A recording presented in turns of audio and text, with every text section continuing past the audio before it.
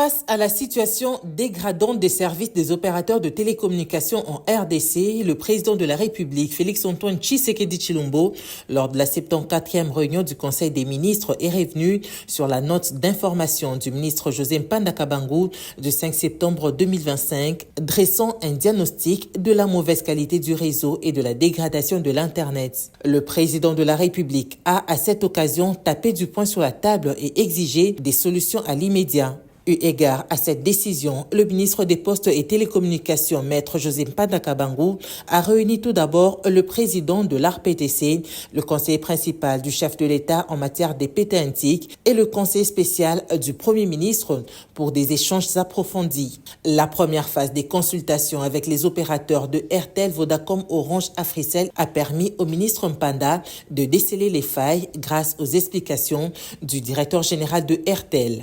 On a perdu un câble sous-marin majeur qui connecte la RDC au reste du monde, les câbles WAX. Et l'eût été la mise en service du câble sous-marin Ouafrika. On avait réussi avec Orange, avec Kademawezi, à mettre en service juste quelques jours avant Noël. La situation aurait été beaucoup plus catastrophique. Nous avons trois sorties internationales. Nous avons une sortie de Rwanda, une sortie qui va vers le Rwanda, une sortie qui va vers l'Afrique du Sud.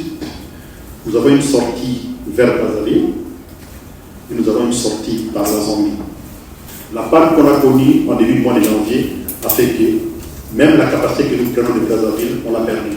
Thierry Diasonama rassure de la mise en place du feuille de route pour l'amélioration des services dans un bref délai. Nous avons décidé de mettre en place une équipe conjointe qui va travailler, qui va mettre en place une feuille de route avec les différentes actions qui vont être implémentées dans les jours, les semaines et les mois à venir de façon à pouvoir améliorer la qualité de service que nous offrons à nos abonnés, à nos consommateurs.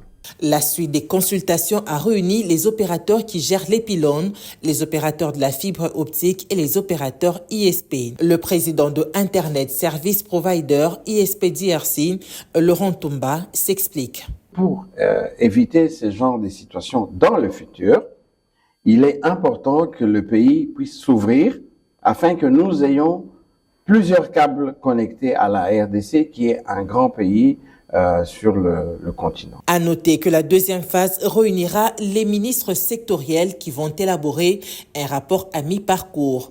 Un rapport qui permettra au ministre de l'économie, du numérique et de l'audiovisuel de préparer un rapport général sur la télécommunication, le numérique et l'audiovisuel.